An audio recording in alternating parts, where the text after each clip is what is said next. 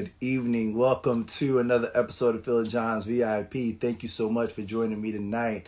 I am so glad to be here. It's been a long time since we've been back on a Wednesday night, and feels pretty good. I'm sure everybody's about to pop on at probably around 9 o'clock, so I wanted to jump on real quick and get this session out of the way. But I'm so happy because tonight is going to be a good night, and I'm glad that I'm able to bring it all to you. Yes. What up, Paul? I was just about to drop the name of the Gentleman's Corner. They jump on later tonight. So go check them out. Yeah, thank you, brother. We got to get up soon. I'm back trying to do it again. I have my brother David Roberts, D Black, coming on tonight. He's a talented actor. He is stellar on stage. I mean, if you ever got a chance to see this brother on the stage, I guarantee you it's going to knock you out of your seat. You know, he and I have known each other for a long time. What up, Brooklyn Goddess? Thank you for joining me tonight. Waiting for my brother to join me so we can get this party started. But he is. He has entered the room. So yes, I'm going to bring him on. So once again, back to my introduction. David Roberts and I have known each other for probably 15 years or more now. And he is, again, a stellar actor. He has been on shows like Harlem and Blue Bloods. And, you know, the list goes on and on. I mean, this brother is an excellent actor. But more importantly, as I said in the bio, his stage presence is stellar. So if you have never seen this brother on a stage, I'm telling you, you're missing a treat. And I do stand by what I say as far as him mirroring the likes of a Sidney Poitier and other top-notch black artists, because you got to see him on stage to understand what I'm talking about. So without further ado, I want to give this brother some time to talk. I'm so excited. I feel like this is a person who I'm proud to say that is my peer. He's somebody in this industry that I look up to as far as his talent and his gift. And some things I just believe are just God-given. A lot of things can't be taught in the classroom or conservatory that this guy possesses. And I want to just highlight him tonight and bring him on. So without further ado, I'm bringing on Mr. David Roberts. Here we go. Hope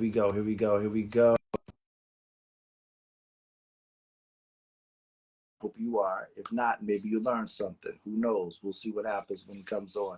David, where you at, brother? Where you at? Come on through. Hey, what's up, man?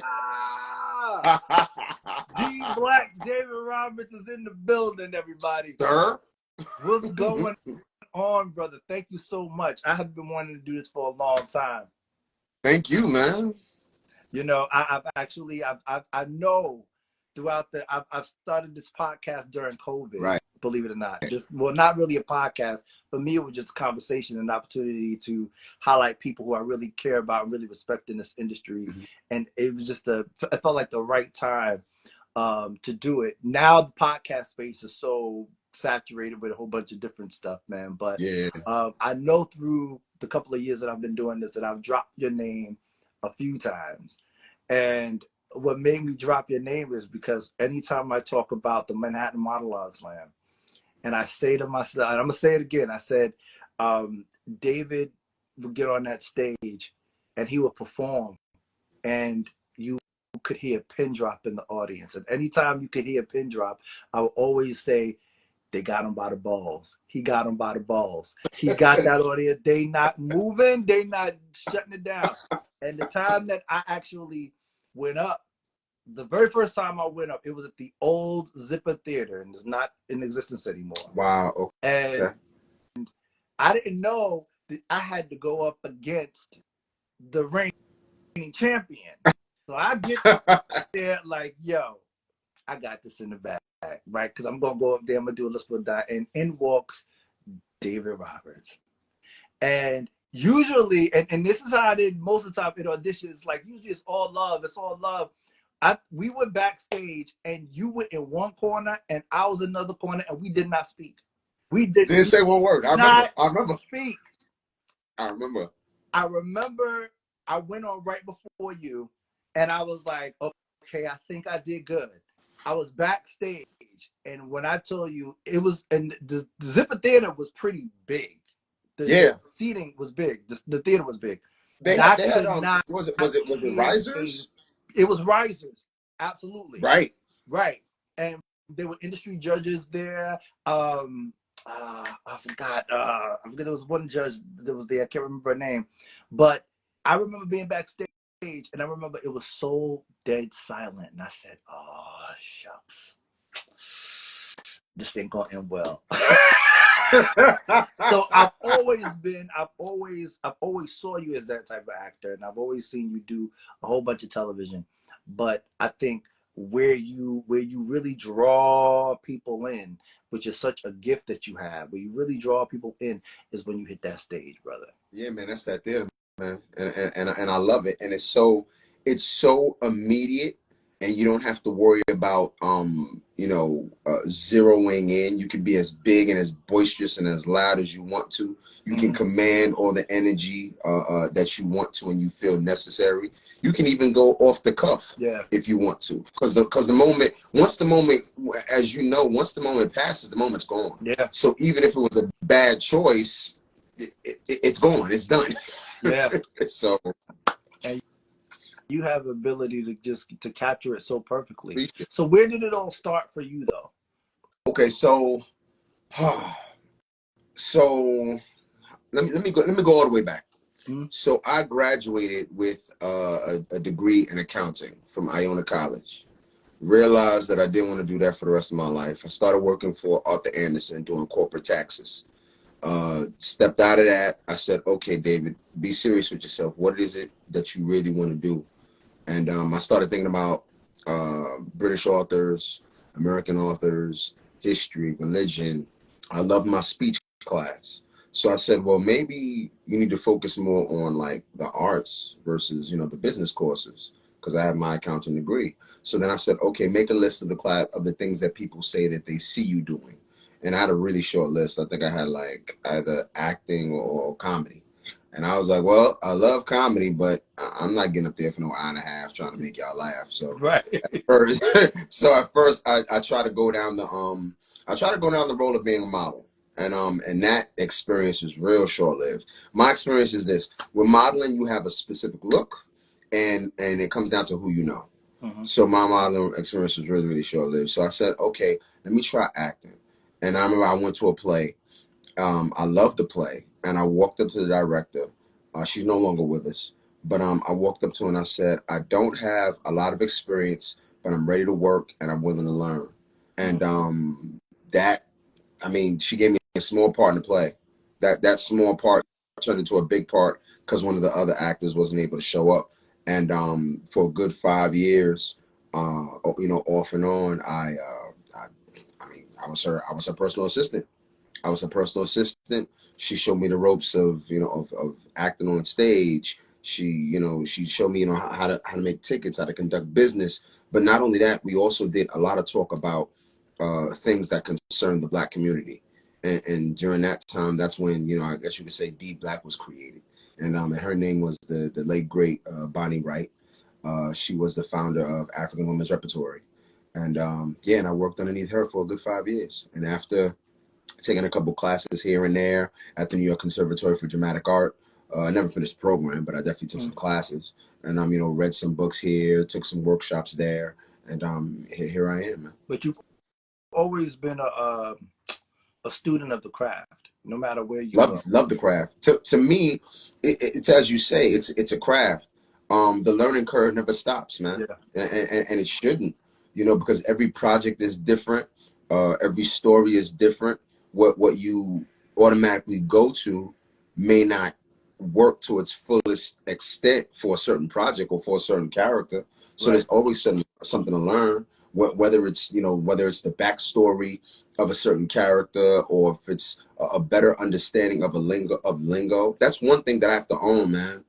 When it comes to acting, one of my biggest challenges to this day is understanding the slang and the terms of a lot of these scripts. A lot of scripts, especially TV scripts, they'll say things and I'm like, what does that mean? And the thing is, for the most part, I mean, I'm born and raised in the Bronx, New York, Yeah. yeah, but there's a lot of lingo that people or certain characters say that I don't say. And it's like, I don't talk like that. And it's like, where did that word come from? Who invented that word? And yeah, man. So a lot of it is understanding the lingo, man. Do you think that because I know that you're very conscious, right? Mhm. And you care. Like I've never seen you. You're not a ham, right? No. A lot of time, a lot of things that you do. As far even on social media, I think you're more willing to like you're more inclined to post things that are very conscious and Hmm. educational and kind of Go for it. informative to people as Yeah. opposed to what you do. Hmm. So to be able to see what you do, Hmm. even when I was doing a promo for this, it didn't dawn on me how much television you did. Yeah. And I'm like, because they don't really talk about it. It's Right. it's out there when it's out there, but you don't talk about it. So how have you merged what you do as an actor to how do you feel and the causes that you really care about, which is Um, education, I know, will being one of them. I mean, for me, it really just comes down to what moves me the most. Because there'll be a lot. I mean, especially now, man. I mean, who isn't convoluted with all the stuff on social media? Mm-hmm. Like after a while, it's like there's certain things that you just either see too much of, or you even start to question whether or not it's real. Because that's another thing with all the convoluting. There's so much information now. Some of the information is wrong. Yeah. Some of the information is fake. Some of the information, and this has happened to me a number of times. Some of the information is old, Yeah. and you think that this is something that just happened. Yeah. Yeah. Meanwhile, this is something that happened 5 or 7 years ago that Yeah. they just rehashed because they're trying to get hits, they're trying to get likes, they're trying to bring more eyes, to their page. So they're reposting something that's really tragic or dramatic in order to Mm-hmm. get us to in order to get us to tap in.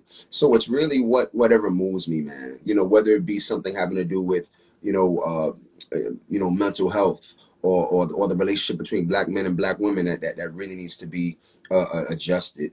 When it comes to the lack of history or proper history taught concerning black people, Africans, African Americans, the interrelation between Africans and black Americans. All of these things move me. So it's not necessarily, but at the same time, it's not necessarily just the article about that I'm going to, Mm-hmm. repost, or that I'm going to put into my stories, or that I'll make a reel about. It's just really something that, really has to move me at the moment. What actually are your tools for um, capturing different emotions when you perform? Because I've actually Ooh. seen you be on stage and do a Denzel Glory cry. So I'm asking you, what is it that you tap into to bring that out and bring it out so honestly? I think what's most important to me is what does the character really want? Who am I? Who is the character? Who am I? Who am I talking to? What do I want from this person or these people? Why do I want this thing? Tap into that as deep as you can, and get into that. What is it? Is it replacement? I forgot the term Right, already. right, But when you have to do that comparison, it's like if you've never experienced your dog dying, but right, your character right. has to experience the death of a dog. What would be just as painful for you? So that way you can feel it. So that way the audience can feel it too. I, here's a question, and I want to be careful about how I put this, but I really Yeah. want your feedback on Mhm. what the answer for it. So when I think of Yeah. actors of your caliber, I think of actors like Jonathan Majors, who I knew before he became Wow. Jonathan That that Majors, that right? means a lot. That means a lot. And how serious you take it, Hmm. right? Because I thought Jonathan initially coming out the gate I'm like, wow, this is before the world really knew who he was, Right. saying like, wow, this guy is going to be great. Because Mhm. just like yourself, he was an actor who really cared about the craft. Yeah. And what do you think it is for black actors who are in the position of being leading men? What is it that somehow and this is more so of an industry question than an actor question, what do you think takes us off course from what it is that we initially go into the industry thinking it is? Unpack that. I'm getting Like kind of lost in the question. what do you believe can take you off course? Mhm. Because I think that there's always almost when I see a young actor of color who reaches success at a certain level, who's really good, who I say, wow, he's really good. I remember that he's talented. He cares about what he does. He cares about the art. He cares about the craft. But somehow, like the more popularity and notoriety they get, it somehow leans us off the path. So I, what do you think? I think I think it comes down to two things. Number one, we get big headed, ego. Yeah, simple and plain, ego. Number one, we get big headed. Number two, we probably didn't have a why, or we lost track of a why. And the thing is, it's so sad because as actors, we have to have a Yeah, why. The why is the driving force of this whole plot yeah, of the character of why we're all yeah, here, why we're all leaning in. Everything is about the why. yeah, But I think that us as vessels, either we forget our why, as people or as actors or as vessels in regards to our career, or we just get big headed. We get to that place where we feeling ourselves. We thinking, nothing gonna touch me. Nobody gonna touch me. I'm good out here. Boo, boo, boo. Nah, homie. There's more than enough hmm opportunities and channels to humble your behind. yeah, You think yeah, you think you riding high. You there's more than enough opportunities for you to be humble. yeah. But I think the why is important The why because is very important. because Yeah, the why even prevents us from taking certain there, roles that we can't. and there it is. I always say I don't ever want to do anything that I can't explain. Nah, nah. Yeah. Yo, the way you said it is that's exactly how I move. hmm I'm all about if I read a script, and I've read some scripts from certain writers that people would say, oh, they're awesome writers, or this project is awesome. And I've read certain things, and I'm like, I'm not doing that Yeah. mess because I couldn't. Number one, I can't explain the why. Yeah. Either I I yeah. understand the script, either I don't understand the script, or even if I found the why, that wouldn't be satisfactory to Right. me for me to even want to do. Right. And there's so much, bro. Like there's so many pieces. Like I don't get paid off of being a spoken word artist. Right. So because of that, I have to put my attentions to the other things that pay the bills. Right. But on the other side, there's always that part of me that has so many things that I want to write. Right. If it was up to Right. me, I Right. would wake every day. If it was up to me, I'd wake up, read, write, recite. That'd be my job. I'd find something to read, whether it be a book, article, blog, anything informational. I would write about the things that I've learned. Right. Hopefully things that I've learned can also help other people, and then I would recite it and share it with the world. That would be my job if it was up to me for the rest of my life. Right. There's so many things. And one of those things that gets me is how we get, we get caught out there, man. We get caught out there. We think that that we've made it or that we've arrived, and it's like, no, homie, no. There's somebody there counting on you to fall off. Yeah. Yeah. And let's not forget this is a business. I mean, It's a business. if nothing taught you that, the strike should have taught you Like that. it's a Yeah. business. I always say, I've said it before and I'll say it again. Never forget the ABCs of acting. Yeah. It's an art form, which Yeah. is that's what brings everybody to the Yeah. yard. The art form. It's not. That's what the art form brings everybody to Yeah. the yard. Oh, Yep. look at what's going on there. Oh, look at him. Oh, look at the one teardrop. Yep. Oh, this is one of my favorite scenes in this movie. We will literally watch television shows, movies, plays over and over and over again because of the art form. Yep. Because it's magic that we're doing out there. We're, we're, Yep. we're casting Yeah. spells. If nobody said it, I'm gonna say it. Yeah. We're casting spells. Yeah. So it's the art form. But the business is what a lot of us kind of get caught up in. We're like, oh, I can make a living off of this. Oh, so and so got a $5 million home. Oh, word. So and so got three seven Right. cars. Oh, wow. That sounds dope. That's the business. Then you got the C, the culture. In my opinion, if you are black, if you are melanated, and you have some level of consciousness, you have to understand that there is a different culture that you're walking into. There's a different culture that you're walking into. From the movies that I've seen us put in, as far as I'm concerned, we are never held up to the highest light. We are going to be held up to a high light, but not the highest light. There's always going to be a ceiling to make sure that we don't get but so high or but so far, because there's a control going on out here. It's still a system, you see, but we get caught up because the art does that. The art makes your mind flutter. It makes your heart flutter. It makes you think, yes, we can achieve the unachievable. But the business and the culture always reminds you, we're the ones who run this. Right. This sound stage, this is us. This distribution, this is us. The people who control how many theaters you get shown in and what's gonna happen. Yeah, that's the media kings, the advertisers.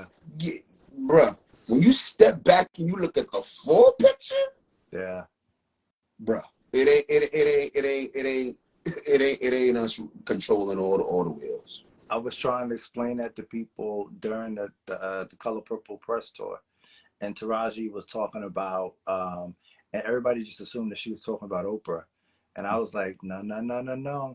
I said, you got to understand, like, you don't know how many people got to say yes before we step foot on that set. There are people who we don't see that has to say yes. We have no idea. Right. We have no idea. Before, bro, we step foot on that set. I taught myself a long time ago, years ago, that my job is to get the call back, if there is a callback. Because there's been a number, no lie, there's been a number of things that I've auditioned for and or booked, and there was no callback. The last thing that I just booked, I'm doing something next week. There was no callback.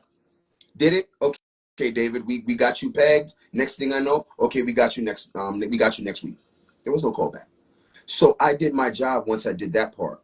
Yeah. Once you get the callback, or you get I don't even know what terms they're using anymore. What are they like? We're pinning you. Remember all the little terms? First refusal. First refusal. But see, there were other ones though.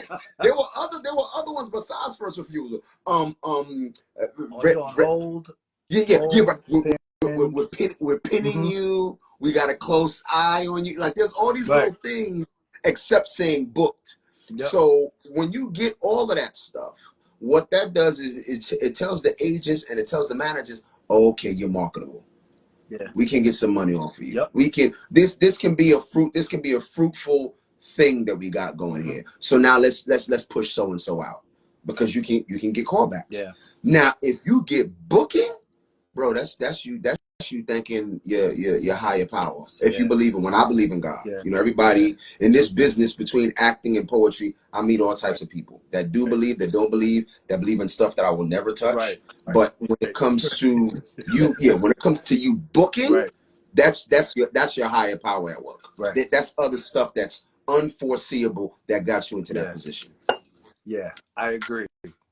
There's too many factors involved, man. Yeah. There's too many factors. I remember one time, eons ago, I just started acting. I forgot what the movie was. I'm sitting there, going through school. I'm just sitting in the hallway, Tretch from Naughty by Nature walks in.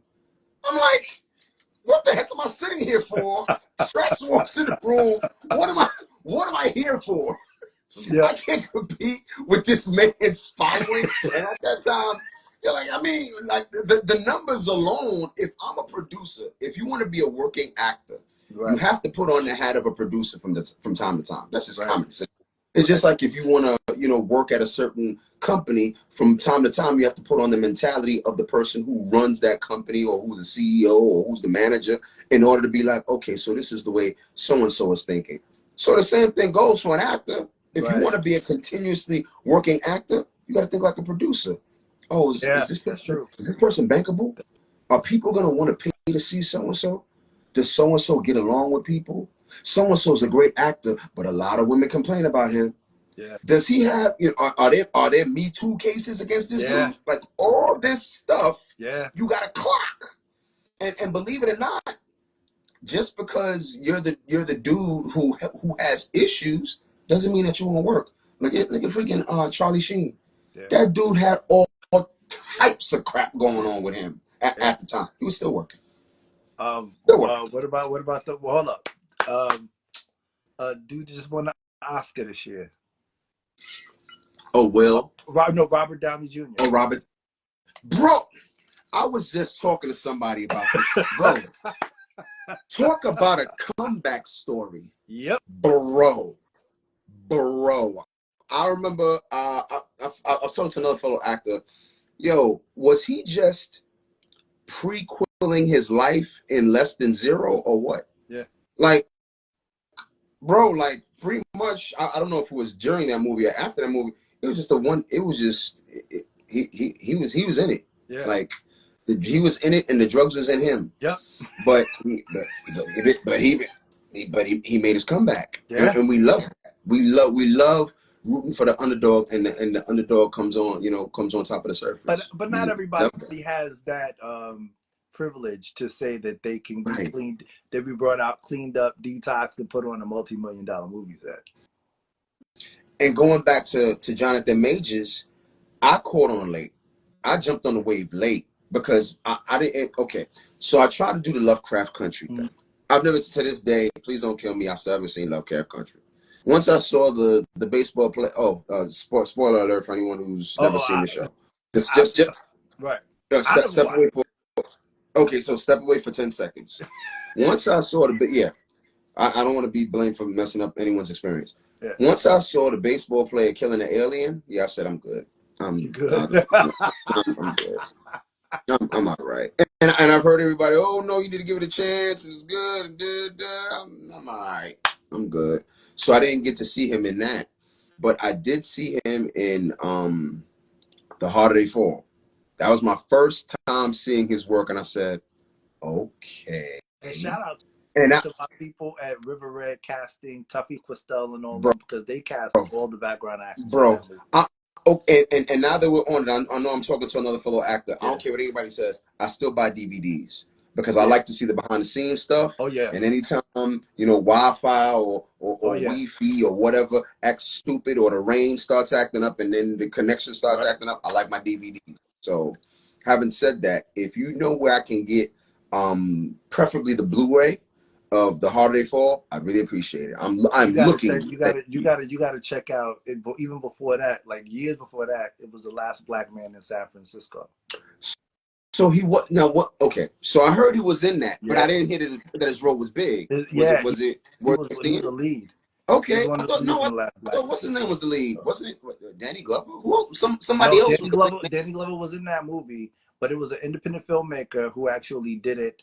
And he was the lead, and he cast Jonathan Majors in it as the best friend. See no more. And that was after I saw him in The Harder They Fall, and then I saw him in Creed 3. Yeah, bro, I literally sat in the movie theater and I said, I get it. Yeah, I saw, funny, I saw that early on. So it was like, wow, this is going good. But I just felt like, in this industry now, I get a little concerned when I see people climbing up that ladder. I'm just like, God, it's coming. Like keep them safe. Keep them safe. And it's not. And I tell people, like, you don't hate on nobody. You just know that if you've been in this thing for a while, you've seen the dark side. Right. So you just pray that God keep them. I'd rather you see you on posting about the golf course or playing golf than be like in that kind of situation, man. Because it's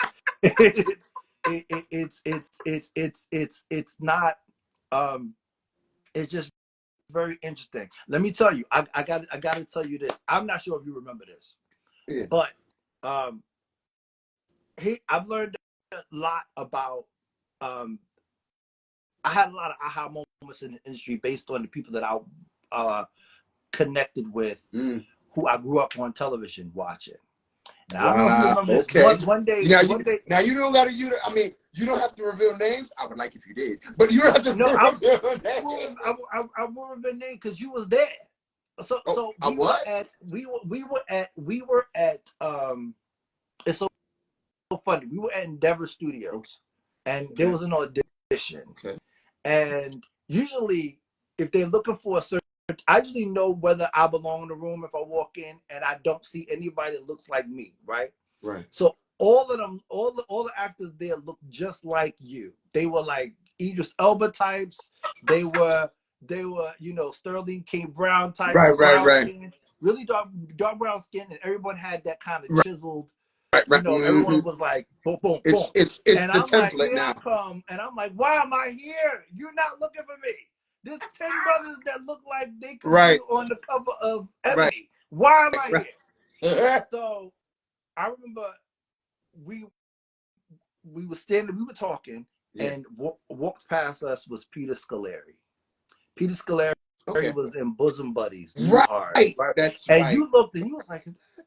And I was like, yeah, I think that's Peter Scolari. So I remember, and I went over to him. Right. And I introduced myself. And I remember him telling me, he said, this is it. He said, yeah, I'm here for an audition. But he said, this is it. Like, there's no there. There's no it. Right. This is it. This is what we do. Now, keep in mind, like, this is somebody that I was watching when I was in my underoos. Dude. So, dude, we talking kindergarten. Yeah. Bosom Buddies. Yes. I still remember. I remember the theme. I remember him and Tom Hanks wearing panties and girdles. Yes, man. So it for me, it was like, yo, it just blew my mind, and it that was one of the conversations that I had where I felt like, I get it. Like, this is it. Right. Like, this is it. There's no, I don't believe in making it. Right. I believe that there are projects, there are people that are going to remember, that will last a lifetime. Right. There are projects that people will never see. Right. Right. You still have to stay true to what it is that you do as an actor. Right. There's no, and from what I see from this scene, I don't want to. It don't look too pleasurable. Bro, I'm done. I'm good. Like, no, don't like. Okay, yes. Keep the residual checks coming, but I'm good over here, bro. Look, okay. So let's get the real talk out of the way. Who don't want, I don't know, 5 Teslas, a couple Bugattis, a mansion with a left and a right wing for the guests? You know, who doesn't want that? I get it. Yeah, I want it. 3 dogs. I get it. However, that chase I left back there. My main thing is doing projects that I'm proud of, busting my behind in them. Yeah. And hopefully those projects are something that have a legacy attached to them. Like when I look at projects like like Back to the Future, that's on its fourth decade DVD release.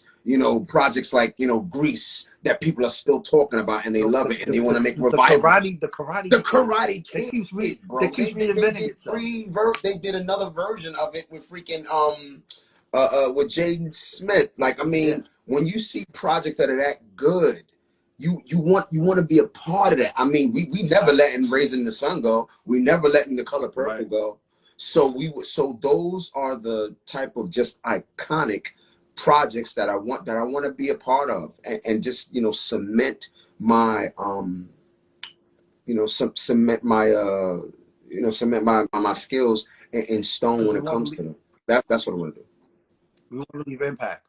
Yes, that's the ultimate thing before the business, before the mansions, before the cars and the awards, before all that stuff, before it got glossy. Right. That's what before because when you're a kid, and more than likely, many of us, if not all of us, we were inspired in being actors from childhood. We ain't knowing about no doggone award. Right. What we going to do with the left and the right wing of a house? Right. I mean, maybe we'll take the 101 Dalmatians because we're kids. But other than that, we just wanted to, air quote You play wanted to act. You wanted to do and, what you need. Yeah. and be dope in it. Yeah. And hopefully if we inspire others the same way that they inspire I us, agree. job done. I agree. I agree. So I got to ask you 5 questions that I ask Go, everybody man, please. Ask 10. that come in to the VIP. So here Sure. goes the first one. Sure. So tell me something. Um, what did you think about? Hold up, I don't know. I forgot how to formulate my own question. Give me a second. Yeah. What do you know now about the industry that we're in that you thought you knew when you entered? So what have Is you that the now question? know? What do you now know that you? Yeah. What do you now know that you Mm-hmm. thought you knew coming in to the business? How dark it is. I thought I knew how dark it is. It's darker than I thought. Way darker than I thought. Which is why I'm happy. I was just talking to another fellow actor about this a while back. I'm happy where I'm at. I'm happy where I'm at. I'm happy with the journey. I'm very, very content. I haven't lost my mind. I ain't on drugs. I'm not an alcoholic. Um, I ain't out here, or the other side of the fence. I'm not out here very, very successful, but I'm popping kids left and right. They hate my guts because I'm not spending time with them. Right. Baby mama number 5 Right. pissed off because it was just about the money. I didn't really love her. Like, Right. I'm good, bro. Like, I'm really, really good. And, I think all of this is spiritual ammunition for when the time comes. Because I don't know, looking back, not even looking back, looking presently, I don't know if some of the people that, went down the wrong road, I don't know if they had enough spiritual ammunition. I agree. I don't know if they had enough spiritual ammunition. I don't know if they pray. I don't know if they had a belief. I don't know if maybe someone or something pulled them away from that belief. Who knows? Yeah. But when you come up in here, you better have enough spiritual ammunition to deal with it. And we're all human. You can slip. You make a bad decision. Do something wrong.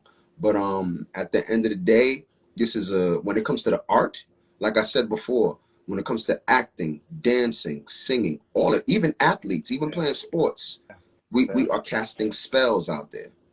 We're casting spells. Like when you said, oh, so and so stepped on the stage and you can hear a pin drop. You're casting a spell. Yeah.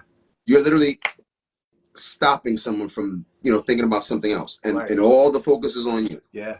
You have five senses. Through those 5 senses, I can get to your spirit. Right. I can get to the heart of you. So if I can grab the attention of those 5 senses and get you to stop moving, or take it to the next level, get you to shift the way you see something. Whoo! Now you're a problem. Now you're bankable. Now you're a beast. And heaven forbid if you're consistent with doing that. It's one thing to be dope.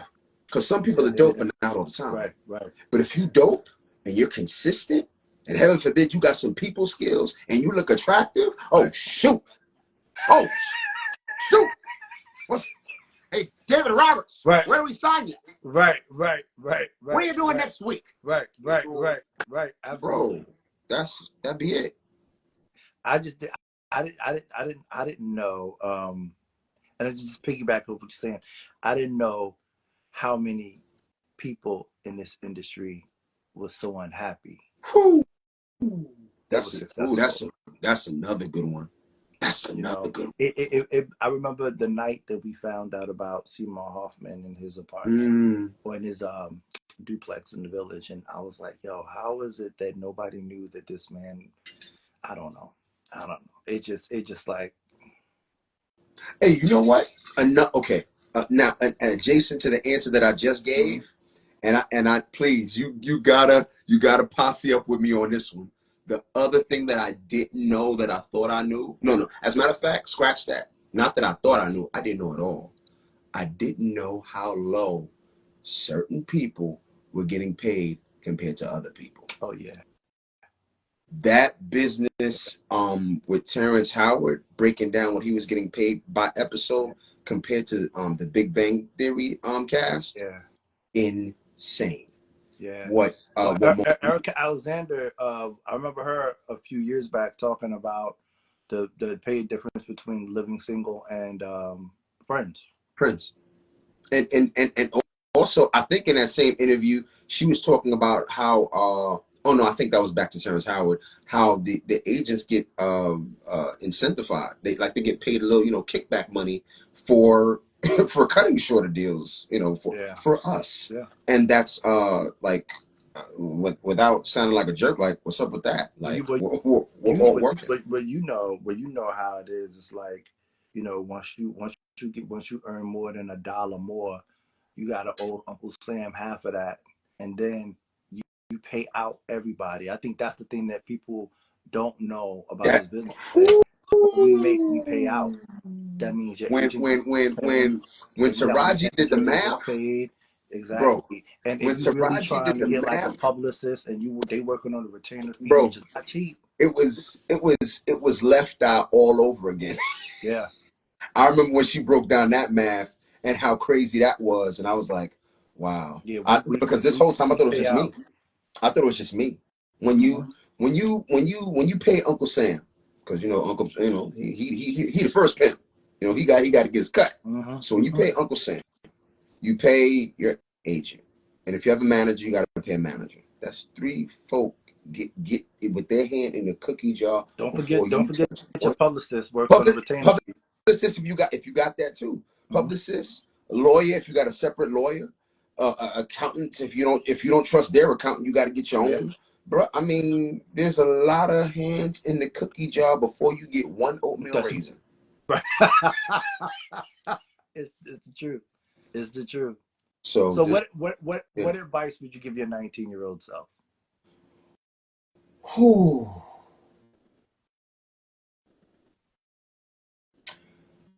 Be more. Hmm. And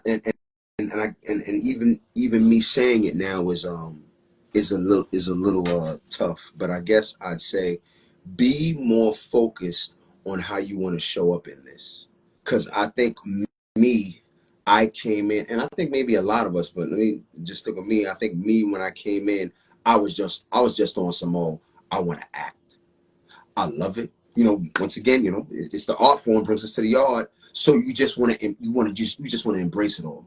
Give me that script. Give me that role. If I could do what I want, I'm going to do it. Let's do it all. But Yeah. at the end of the day, when it comes to this business, to me, yes, air quote, every actor can play every role, air quote, but it's not every role that's best for every actor. Yeah. I'm not getting Denzel Washington to do what Jim Carrey did in The Yeah. Mask. And Yeah. that's not to say Denzel Yeah. couldn't do it or can't do it. Yeah. I'm not saying Yeah. Yeah. that. But at the same time, we talking about physical comedy, bro. Yeah. Yeah. That smoke hand. Like, Right. bro, Right. that's real, that's specificity, bro. Right. Right. I Right. mean, and then on top of that, like, we're talking, how many times are you doing that for Yeah. one scene? Yeah. Yeah. Bro, you may do that sucker 25, 50 times, and it's just one scene that may last 3 minutes, Yeah. 30 seconds, Yeah. if they keep that Yeah. scene. So Yeah. you're literally going bonkers playing this role. I don't care how good you are, everybody gets tired. So you're literally going bonkers doing this scene time and time and time and time again just to get it right. But now, where's your spirit and all of Yeah. that? Where's your head? Yeah. You know, Yeah. is your mental health in a good place? Because I mean, I can see how, without the drugs, Right. I can see how cats can go out of Yeah. whack. Because I mean, Yeah. that's a lot. Yeah. We have to make ourselves emotionally available and spiritually ready as Yeah. actors. Because if you come in and you say, okay, David, I've been sorting this scene out. I've been playing with this Even a character. lot of money is riding on these projects. Right. People want these So if you projects come through ASAP. and you ain't, and it's not matching what I see as the director, well, I'm gonna throw a little curveball at you, and now Yeah. you got to work that out. And that may have to happen in front of, what, 50, 100 other people on set, all zooming in on you. Because this is bankable money. What do you want your legacy to be? Oh, man. I want to leave a body of work that I am proud of, that my family is proud of, that my people, yes, I said my people, are also proud of. Because, see, at the end of the day, there's nothing wrong with owning, the culture or the race that you're a part of. Because, see, even if you don't do it, the race going to claim you if they can get a higher up off of it. If I'm so and so Joe Schmo Blow, and I don't own my culture, if I become a success, well, people who run different organizations of that culture, they're going to claim me. So you might as well claim them, because when the time comes, it's tit for tat and give and take. So that's what I want to do. I want to leave a great body of work. And when you look at something that I did, you could say, yeah, I did that. But I also want to say that to myself, because I'm my first critic. Yeah. What brings you joy? Engaging, seeing really dope work, seeing really dope art brings me joy. Seeing someone who really wanted to be an actor, seeing someone who really wanted to sing or dance, just be great at it, or seeing someone who was trying to climb up a mountain of achievement, or they had a strong challenge and they actually got it. That means so much when you, especially you see that a lot with either people winning the Super Bowl or like some championship, or like I don't watch a lot of the Olympics, but when people like really hit, like those track and field runners, when people do the gymnasts, like you can tell when they win and they know that they've won. You can tell all of the work that went into that moment. Yes, You can tell, man. And that's what makes you cheer for them, because you understand that it's hours and hours of work and dedication. You know what that is? Finally come through. You know what that is, man. And a lot of times you could have the goods, but then when you have a spotlight on you, a microphone on you, all these eyes zeroing in on you, that changes things. And for you to still hit, oh shoot, that's God got his hands on you. Yeah, that's dope. What are you grateful for? Still being here, having all my limbs, having all my sanity, not going down certain people's paths. Like I be hearing stories, and I'm not even talking about like the big stars or people that I got you. Yeah, now I'm not even talking about the big stars or the people who are no longer with us. I'm talking about people who you are now like in the same room with, auditioning with, coming up with, rubbing elbows with, and you like, that happened to so and so, or so and so did that, or so and so made that decision. Like, okay, you know, God go with them, but okay. And I just thank God that whatever decisions that I made got me here, with it being able to sit here, talk to you, not in no damn handcuffs, not in no cell, not in no we're all confronted with choices, bro. At this point. Not no rehab. I'm not sitting in church like, oh God, help take this from me. Like, I mean, you know what I'm saying? Like, you know what I mean? Like, you know, ain't none of that in here. And as long as you get the chance to wake up every day, you have an opportunity. Amen. You have an opportunity to make it better. You can always make it better than you did yesterday. So what's next for David Roberts? Let's see. There's a couple things. They done made me sign an NDA, so I'll just say that I'm shooting next Thursday. I won't say more. No worries, brother. I get it. They done made me sign. You know what? And I always say that, I can, and this is, well, maybe this is a little bit of shade. You always know the real ones, because the real ones ain't talking. You don't know what we doing. You don't know what we doing until we drop in the date for the air date.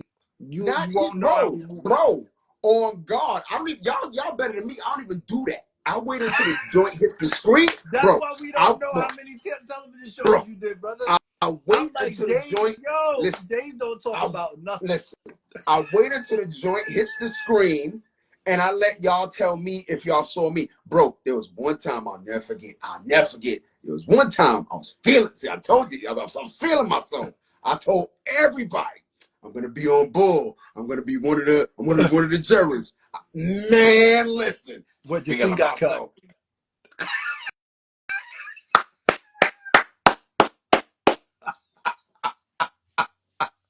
Yo, yo, that's the worst.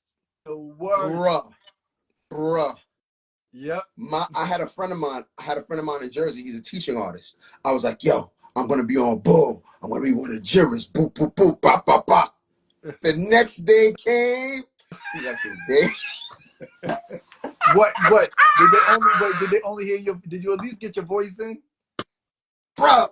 What even the voice? Bruh. That, my boy comes up to me. He's like, yo, Dave. He said, yo, Dave. Wait, I gotta get it out. He said, yo, Dave. I had the faculty rolling a TV so we could all watch it. Yo. Bro. Yo. So in the episode, I got a lot. Bro, I got a nice little thick little paragraph. I saw 5 lines like crazy, you know, something, whatever. Yo. Bro. It's like that. The scene comes up. All you saw me do was this.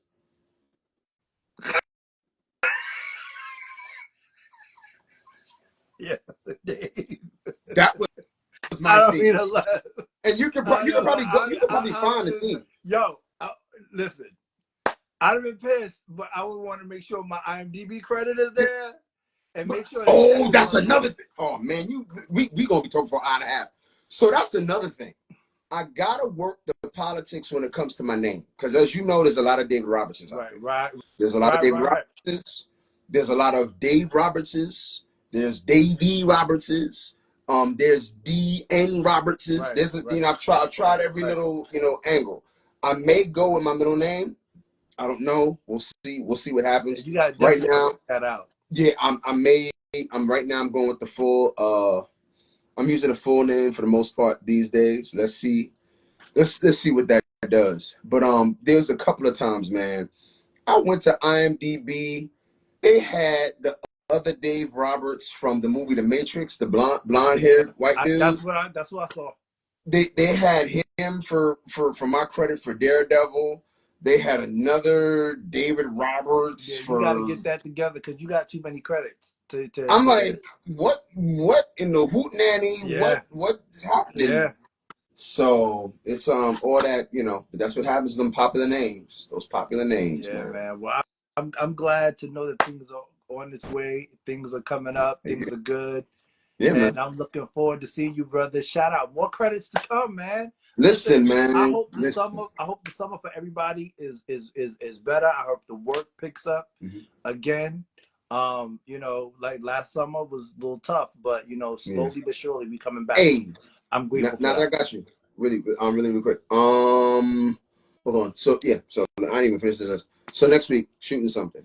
May 9th, I am a part of a wonderful Grand Slam hosted by Distinguished Networks, because of course, besides acting, I also do poetry. So for a number of years, there were a number of different poets that went toe to toe for $1,000, $2,000 for slam. I'm one of the winners from last year. So about 9 of us are going to be competing next month, May 9th in Brooklyn for $10,000. That's going to be the Grand Slam. Yeah, let's see what happens. An independent film that I did last summer is going to be premiering June 1st. If you want to get information on that, please DM a brother. I'll get all that information for you. Okay. And little things. We're going to be doing Cowboy, the same brother that wrote Black Angels Over Tuskegee. He's also going to be reproducing Cowboy. We were doing it last year. Wait, are you guys still doing Black Angels? We're doing Cowboy right now. Cowboy, okay. Yeah, we're doing Cowboy, and then we're going to be doing a new play of his called Feed the Beast. We're going to be premiering that at the National Black Theater this summer. So, things are happening. My brother, always. always still. I wish we could do the monologue slams again, man. That was dope. I mean, Yo, man. For like, I would want to do the monologue slam just the way we did it the last time, not the new way, the old time, and then up the cash. Ooh, well, have you been? Because the Galinskis was doing it for a hot minute a couple years back, right, like maybe a year or two. But not for the amount of cash that I want to do it for. Oh, like how much you looking for? I want to have like the same with the poetry slams. Like I want to put like a G on the table for like. Ooh, and my listen. I was going to do the 30-minute, the 30-second, the 1 minute, and I even told him, I said, yo, we need to come with 3 different monologues, a classical piece, a contemporary piece, and a comedic piece. So you gotta get your score has to equal whatever those equal out to in order to get the grand prize.